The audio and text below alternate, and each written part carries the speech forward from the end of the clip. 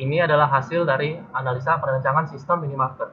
Saya Antoni Putra. Saya Timotius Neri. Saya Yoga Ditya. Saya Rekta Dikadari. Saya Ernest Antoni. Saya Michael Noventius.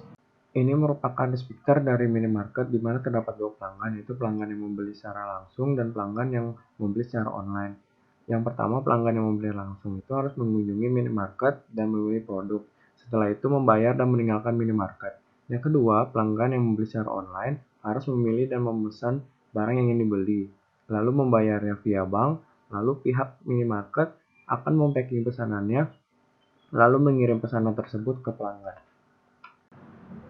Sistem definisi dari minimarket kami ada 3. Yang pertama, memanage produk di minimarket tersebut, seperti mengupdate stok barang, menambah dan mengurangi.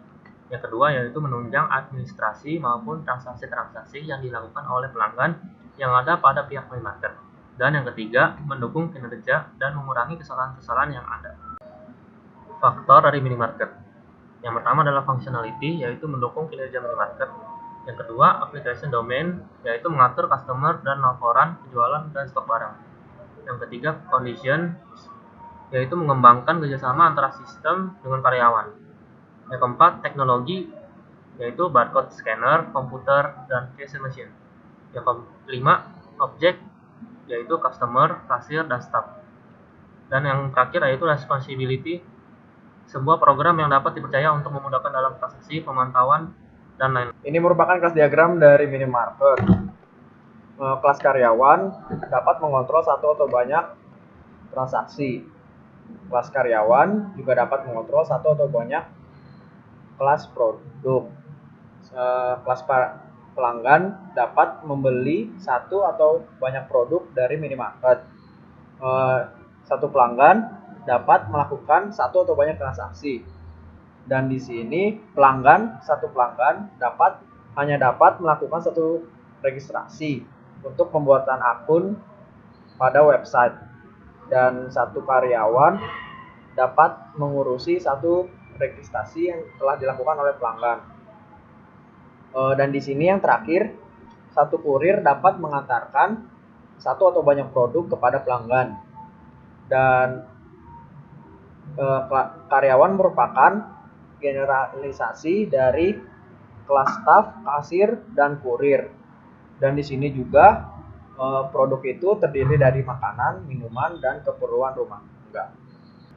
Pada bagian kelas dan event, produk minimarket ini dibagi menjadi 4 kelas dan 6 event. Di mana kelasnya itu ada produk, pelanggan, kasir, dan staff. Eventnya itu meliputi menginput barcode, mengupdate stok, mengisi data diri, memproses delivery, memantau stok barang, dan pembayaran. Pada bagian problem domain analysis, kita akan membaginya menjadi 2, yaitu kelas dan event. Kelasnya itu terdapat produk. Produk itu untuk update stok barang. Kasir ini digunakan untuk menginput barcode, sedangkan pelanggan ini diisi dengan data diri dari pelanggan tersebut.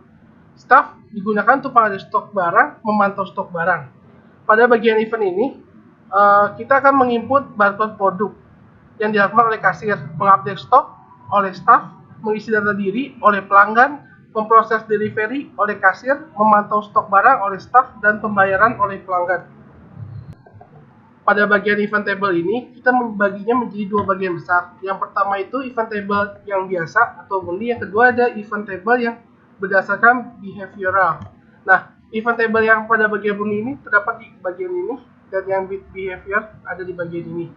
Pada yang murni itu, kita menginput barcode produk yang dilakukan oleh kasir, mengupdate stok barang, yaitu produk dan staff, mengisi data diri, itu pelanggan, memproses data delivery, itu kasir, memantau stok itu dilakukan oleh staff, pembayaran oleh pelanggan. Kemudian yang with behavioral itu, kita menginput barcode itu bisa berkali-kali dilakukan oleh kasir, mengupdate stok barang juga berkali-kali oleh produk dan sekali oleh staff, mengisi data diri itu berkali-kali oleh pelanggan, memproses data delivery itu hanya sekali, memantau stok barang itu berkali-kali, dan pembayaran hanya sekali. Ini adalah activity diagram dari minimarket. Apabila pelanggan tidak membeli secara online, yaitu pelanggan mencari barang yang diinginkan, mengantar barang ke kasir, Kemudian kasir menginput barcode produk. Lalu pelanggan melakukan pembayaran dan pembayaran diproses oleh kasir. Setelah proses pembayaran selesai, pelanggan menerima produk. Pada bagian kasir atau staff, dia dapat mengupdate stok. Jika pelanggan membeli secara online, pelanggan pertama-tama masuk website, pilih cabang minimarket, pilih produk, isi data diri, melakukan pembayaran dan kasir memproses kupon delivery. Lalu pada bagian staff itu mengupdate stok barang. Setelah diproses, kasir mendeliver produk oleh kulir. Barang diterima oleh pelanggan. Ini merupakan secara diagram dari kelas kasir, di mana kasir harus registrasi dulu untuk masuk ke minimarket. Setelah itu statusnya akan menjadi aktif dan kasir tuh dapat melakukan input barcode berkali-kali dan juga memproses data pembelian berkali-kali. Kasir dinyatakan berhenti jika ia sudah berhenti bekerja atau keluar dari minimarket. Ini merupakan state chart diagram dari kelas pelanggan, di mana pelanggan harus melakukan registrasi atau membuat akun pada website minimarket, dan statusnya akan menjadi aktif. Setelah itu pelanggan dapat melakukan pembelian, melakukan transaksi, dan setelah itu melakukan pembayaran atas barang yang sudah dibeli. Dan pelanggan itu berhenti. Ini merupakan state chart diagram dari kelas produk, di mana barang terlebih dahulu masuk dan disimpan di dalam gudang dan akan menjadi stok, dan setiap barang masuk itu akan mengupdate jumlah stok yang ada di gudang secara terus-menerus, dan kemudian barang keluar itu setelah dibeli oleh pelanggan.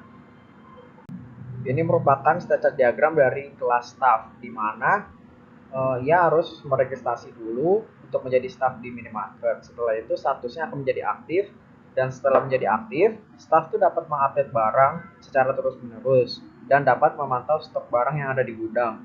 Kemudian staff dinyatakan berhenti jika ia sudah keluar dari pekerjaannya. Dalam usage diagram terdapat 3 aktor, yaitu staff, customer, dan kasir.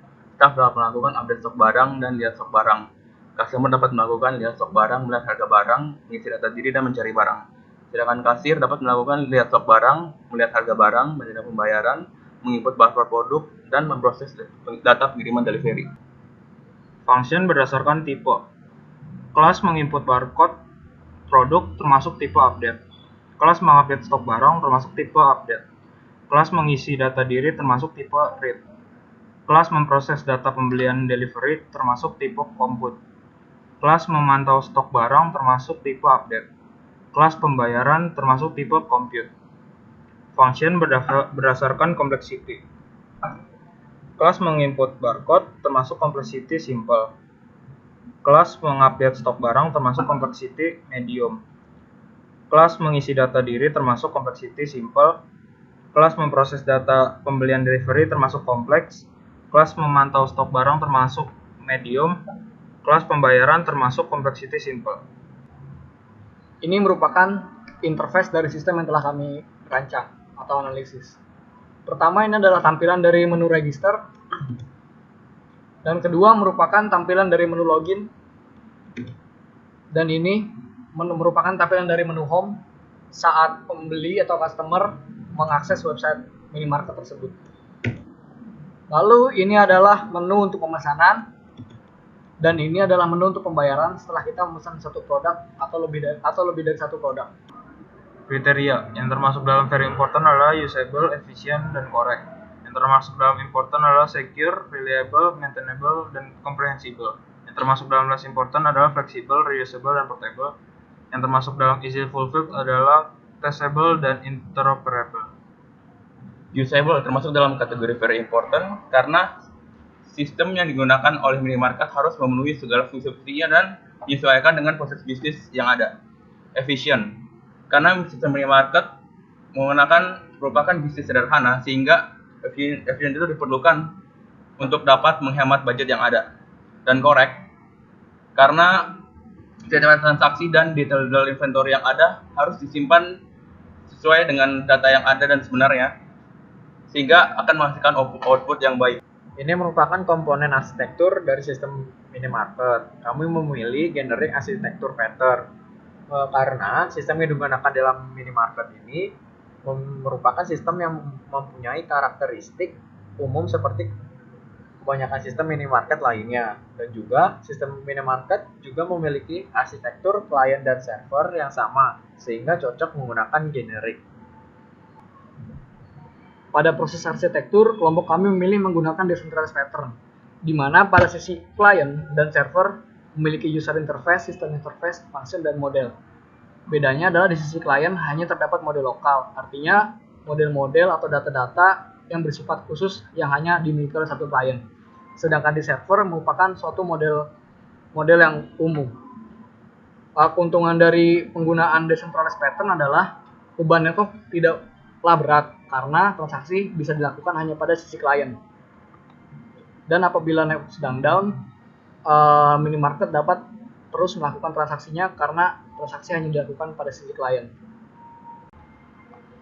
Ini merupakan revise class diagram yang sebelumnya. Di sini kita menyelipkan transaksi untuk menghubungkan antara pelanggan dan produk, di mana pelanggan bisa melakukan banyak transaksi. Di dalam transaksi bisa terdapat banyak detail transaksi. Artinya dalam satu transaksi pelanggan dapat membeli banyak produk. Ini merupakan function model yang dimana kita menambahkan lebih satu atau lebih dari satu function ke dalam kelas diagram yang tadi kita revisi. Dalam kelas pelanggan terdapat fungsi daftar member, keluar member, membeli, di mana daftar member memiliki tipe update dan kompleksitinya simple. Keluar member tipenya update dan simple. Dan sedangkan membeli juga sama, yaitu update dan simple. Pada kelas register terdapat function masukkan biodata, di mana function tersebut memiliki function tipe update dan kompleksitinya simple. Pada kelas transaksi terdapat function print transaksi dan catat transaksi, di mana print transaksi mempunyai function type read dan kompleksitinya simple. Sedangkan catat transaksi memiliki function type update dan simple. Pada detail transaksi kita memiliki function kalkulasi harga, di mana pada kalkulasi harga function type compute dan kompleksitinya medium. Di bawahnya lagi yaitu ada kelas produk. Di sini terdapat function tambah produk dan update produk, di mana keduanya memiliki tipe update dan simple kompleksitinya. Sedangkan pada kelas karyawan, fungsinya adalah mengontrol transaksi, di mana mengontrol transaksi memiliki tipe function signal dan memiliki kompleksiti yang medium. Connecting komponen secara garis besar dibagi menjadi dua, yaitu coupling dan kohesi. Coupling itu adalah keterkaitan antara modul satu dengan modul yang lain, sedangkan kohesi itu keterkaitan dalam satu modul. Coupling komponen dibagi menjadi 4. Yang pertama ada outside coupling, yaitu hubungan antara, contohnya itu antara kelas produk dan kelas pelanggan, di mana setiap pelanggan melakukan pembelian, ID pelanggan tercatat, nama pelanggan tercatat, kode produk tercatat, nama produk tercatat, dan sebagainya.